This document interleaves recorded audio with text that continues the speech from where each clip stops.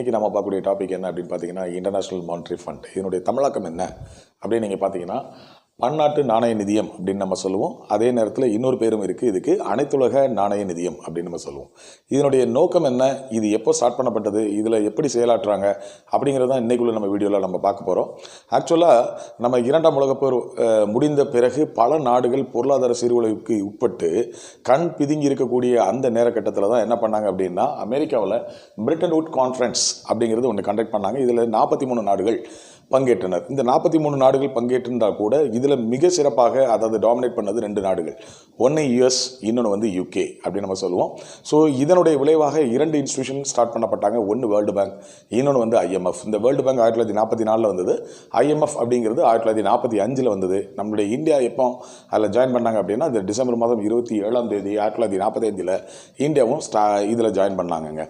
சரி, இந்த ஐஎம்எஃப் பொறுத்த வரைக்கும் இதனுடைய நோக்கங்கள் என்ன அப்படின்னு நீங்கள் பார்த்தீங்கன்னா, ஒரு 4 முக்கிய நோக்கங்கள் கொண்டு வந்திருக்காங்க. அதாவது உலகத்தில் இருக்கக்கூடிய எல்லா நாடுகளிலும் பொருளாதார வளர்ச்சி மிக வேகமாக இருக்கணும் அப்படிங்கிற ஒரு முதல் நோக்கமும், இரண்டாவது கஷ்டப்பட்டு அந்த வளர்ந்து வரக்கூடிய நாடுகள் மற்றும் வளர்ச்சியடையா நாடுகளுக்கு தேவைப்படும் போது கடன் கொடுப்பதற்காகவும் அவங்களுடைய அந்த திறனை அதிகரிக்கக்கூடிய எண்ணத்தோடு இந்த ஐஎம்எஃப் நிறுவனமானது செயல்பட்டு கொண்டு வருகிறது. இப்போ ரீசெண்டாக இவங்களுடைய அப்ஜெக்டிவ் எதை நோக்கி இருக்குது அப்படின்னு நீங்கள் பார்த்தீங்கன்னா, பாவர்ட்டியை ரெடியூஸ் பண்ணுறது, உலகம் முழுக்க பாவர்ட்டியை ரெடியூஸ் பண்ணணும் அப்படிங்கிற ஒரு நோக்கத்தோடு தான் இப்போ இவங்க செயல்பட்டு கொண்டு வந்துட்டு இருக்காங்க. சரி, இந்த ஐஎம்எஃப்க்கு யாரெல்லாம் பணம் கொடுக்குறாங்க அப்படின்னு நீங்கள் பார்த்தீங்கன்னா, இந்த ஐஎம்எஃப் அப்படிங்கிற இந்த அமைப்பின் கீழே கிட்டத்தட்ட 189 நாடுகள் வந்து உறுப்பினர் நாடுகளாக இருக்கிறது. இது ஒவ்வொரு நாடும் தன்னுடைய பொருளாதாரத்தினுடைய அந்த சைஸ்க்கு ஏற்ப, அந்த நாட்டினுடைய அளவிற்கு ஏற்ப அவங்க ஒவ்வொருத்தரும் கான்ட்ரிபியூட் பண்ணி அதை ஒரு ஃபண்டாக்கி தான் மற்ற நாடுகளுக்கு இதை வந்து கடன் கொடுத்துட்டு வர்றாங்க.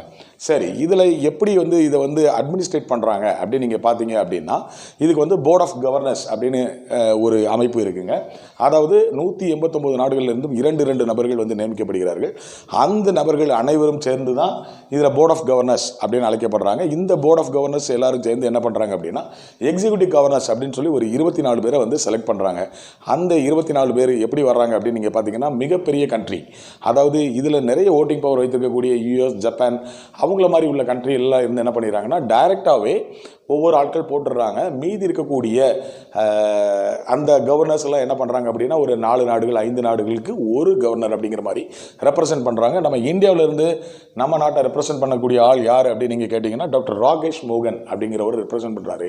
நமக்கு இது இந்தியா நாட்டுக்கு மட்டுமல்ல, நம்மளுடைய அண்டை நாடுகளான பங்களாதேஷ், பூட்டான், ஸ்ரீலங்கா, இதுக்கும் நம்ம டாக்டர் ராகேஷ் மோகன் அவர் தான் இதை வந்து என்ன பண்ணுறாங்க அப்படின்னு நீங்கள் பார்த்தீங்க அப்படின்னா, அவர் தான் இதை ரெப்ரசென்ட் பண்ணுறாரு. ரெண்டாவது, இதனுடைய மேனேஜிங் டைரக்டர், சிஇஓ, அது யாராக இருப்பாங்க அப்படின்னு நீங்கள் பார்த்தீங்கன்னா, எப்படி உலக வங்கிக்கு அமெரிக்கர்கள் தான் தலைவராக இருக்கிறார்களோ அதே போல் ஐஎம்எஃப்க்கு இருக்கக்கூடிய தலைவர்கள் எல்லாமே யூகே சார்ந்தவர்களாக தான் இருப்பாங்க. ஸோ இந்த எம்டி அல்லது சிஇஓ அப்படின்னு சொல்லக்கூடியதில் ஐஎம்எஃப்ல முதல்ல தேர்ந்தெடுக்கப்பட்டவர் யார் அப்படின்னு பார்த்தீங்கன்னா, டாக்டர் ஹாமிலி ஹட் அப்படின்னு சொல்லுவாங்க. இவர் வந்து பெல்ஜியம் நாட்டை சேர்ந்தவர். இவர் 1946 51ஆம் ஆண்டு வரைக்கும் இவர் சிஇஓ அந்த எம்டியாக இருந்தார். இப்போ ப்ரெசென்ட்டாக யார் இருக்கிறா அப்படின்னு நீங்கள் பார்த்தீங்கன்னா, கிறிஸ்டிலினா சார்ஜிவா அப்படின்னு சொல்லுவாங்க. இவர் அக்டோபர் மாதம் 1ஆம் தேதி 2019 இது இந்த பதவியில் இருக்கிறாருங்க.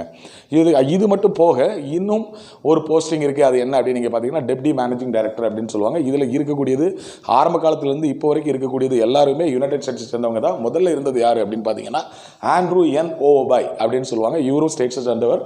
இப்போ யார் இருக்கா அப்படின்னு நீங்கள் பார்த்தீங்கன்னா, ஜாஃப்ரி WS ஒக்வாட்டா அப்படின்னு சொல்லுவாங்க. இவரும் யுனைடெட் ஸ்டேட்ஸை சேர்ந்தவர் தாங்க. ரைட், இவங்களுக்கு இருக்கக்கூடிய ஒரு மேஜர் சேலஞ்ச் என்ன அப்படின்னு நீங்கள் பார்த்தீங்கன்னா, இந்த இன்க்ரீஸ் இன் பொலிட்டிசேஷன் அப்படின்னு சொல்லுவாங்க. அந்த பொலிட்டிக்கலில் ஏற்படக்கூடிய மாற்றங்கள், ஒவ்வொரு நாட்டிலையும் அந்த பொலிட்டிக்கல் என்வரன்மெண்ட்டில் ஏற்படக்கூடிய மாற்றங்கள் இவங்களுக்கு ஒரு பெரிய சேலஞ்சாக அமைதுங்க. ரெண்டாவது, இவங்களுக்கு இருக்கக்கூடிய அந்த லீடர்ஷிப் இருக்கு இல்லையா, அதில் ஒரு பெரிய சேலஞ்ச் இருக்குது. இவங்களுடைய பெர்ஃபார்மன்ஸ் எப்படி எவாலுவேட் பண்ணணும் அப்படிங்கிறது நிறைய டிஃபிகல்ட்டிஸ் இருக்குது. இதுதான் இவங்களுடைய முக்கியமான உள்ள ஒரு பெரும்பான்மையான ஒரு சேலஞ்சாக இருக்குது. சரி, இந்த ஐஎம்எஃப்னுடைய ரோல் என்ன அப்படின்னு நீங்கள் கேட்டிங்க அப்படின்னா, இது எல்லா நாட்டினுடைய ஒரு எக்கனாமிக் பாலிசி, அவங்களுடைய எப்படி செயல்பட்டு வராங்க அப்படிங்கிறத மானிட்டர் பண்ணுவாங்க. இதை வைத்து தான் அவங்க வந்து என்ன பண்ணுறாங்க, மானிட்டர் பண்ணி எந்தெந்த நாட்டுக்கு வந்து எவ்வளவு கடன் கொடுக்கணும், யாருடைய பேயிங் பவர் எப்படி இருக்குது, அவங்களுடைய ரீபேமெண்ட் ஹிஸ்ட்ரி எப்படி இருக்குது, இதெல்லாம் அனலைஸ் பண்ணி தான் இவங்க ஒவ்வொரு நாட்டுக்கும் கடன் கொடுக்குறாங்க. ஸோ இந்த ஐஎம்எஃப் மூலமாக வந்த அந்த ஃபண்ட் இருக்கு இல்லையா, அதிலிருந்து இப்போதைக்கு ஒரு ஏறத்தாழ ஒரு 35 கண்ட்ரி வந்து லோன் வாங்கியிருக்காங்க. அதனுடைய லோன் அமௌண்ட் மட்டும் $200 பில்லியன். இதில் அதிகமாக லோன் வாங்கியிருக்கக்கூடிய கண்ட்ரி என்ன அப்படின்னு நீங்கள் பார்த்தீங்கன்னா, Mexico, Greece, Liberia, Iceland, Argentina, Iraq, இது போன்ற நாடுகள் நாடுகள் வந்து அதிகமாக வந்து என்ன பண்ணியிருக்காங்க அப்படின்னா கடன் வாங்கியிருக்காங்க. சரி, நம்ம இந்தியாவை பற்றி என்ன அப்படின்னு நீங்கள் கேட்டிங்கன்னா, நம்ம உறுப்பினராக சேர்ந்த காலத்திலேருந்து 1993 வரைக்கும் IMFல நம்ம கடனே வாங்கலை. 94க்கு பிறகு நம்ம கடன் வாங்கியிருந்தோம். அதுவும் நம்ம 2000 அதாவது மே மாதம் 30ஆம் தேதி நம்மளுடைய கடன் எல்லாமே திருப்பி நம்ம செலுத்தியாச்சு. நமக்கு இப்போ IMFல எந்த விதமான கடனும் இல்லை. ரைட்.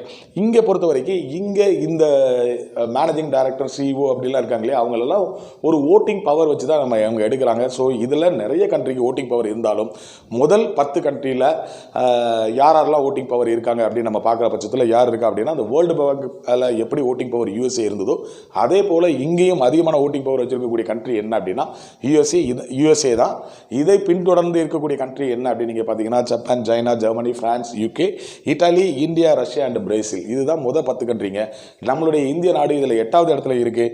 USAக்கு ஓட்டிங் பவர் என்ன அப்படின்னு நீங்கள் பார்த்தீங்கன்னா 17.46. நம்மளுடைய இந்தியாவுக்கு ஓட்டிங் பவர் என்ன அப்படின்னு நீங்கள் பார்த்தீங்கன்னா 2.76. ரைட். இதில் பல நன்மைகள் இருந்தாலும் இதில் வந்து ஒரு சில டிஸ்அட்வான்டேஜ் இருக்குங்க. அது இந்த முக்கியமான டிஸ்அட்வான்டேஜ் என்ன அப்படின்னு பார்த்தீங்கன்னா, இந்த IMF கொடுக்கக்கூடிய அந்த கடனுக்கு அவங்க விதிக்கக்கூடிய அந்த வட்டி விகிதம் இருக்கு இல்லையா, அது ரொம்ப அதிகமாக இருக்குது. அது என்ன இப்போதைக்கு எவ்வளோ வாங்குறாங்க அப்படின்னு பார்த்தீங்கன்னா 6.6% வாங்குறாங்க.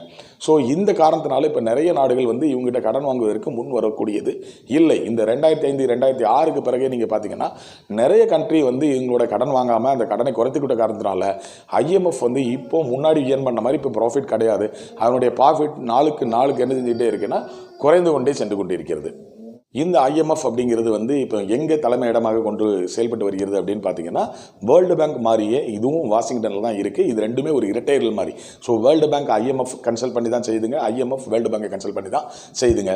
இதில் ஒரு தனிப்பட்ட ஒரு எல்லா நாடுகளும் சொல்லக்கூடிய கருத்து என்ன அப்படின்னு நீங்கள் பார்த்தீங்கன்னா, இது வந்து 2ஆம் உலகப் போரில் வெற்றி பெற்ற நாடுகள் தன்னுடைய வெற்றியை இன்றும் நிலைநாட்டுவதன் நோக்கத்தோடு தான் இது செயல்பட்டு கொண்டு வருகிறார்கள் என்ற ஒரு கருத்தும் நிலவி வருகிறது.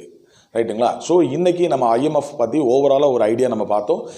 நிறைய இன்ஃபர்மேஷன் உங்களுக்கு கிடைச்சிருக்குன்னு நாங்கள் நம்புகிறோம். இந்த பேங்கிங் எக்ஸாம் எழுதுகிற மாணவர்களுக்கு இது மிகவும் பயனுள்ளதாக இருக்கும். ரைட்டுங்களா? ஸோ இந்த வீடியோ உங்களுக்கு பயனுள்ளதாக இருக்கும் நாங்கள் நம்புகிறோம். இந்த வீடியோ உங்களுக்கு பிடிச்சிருக்க பட்சத்தில் லைக் பண்ணுங்கள், உங்கள் நண்பர்களோட ஷேர் பண்ணுங்கள். சப்ஸ்கிரைப் பண்ணாதவங்க மறக்காமல் பெல் பட்டன் அமைத்தி சப்ஸ்கிரைப் பண்ணுங்கள். ஸோ அடுத்த வீடியோவில் உங்களை வந்து சந்திக்கும் வரை உங்களிடமிருந்து விடைபெறுவது உங்கள் அண்ணா முத்துக்குமார். நன்றி.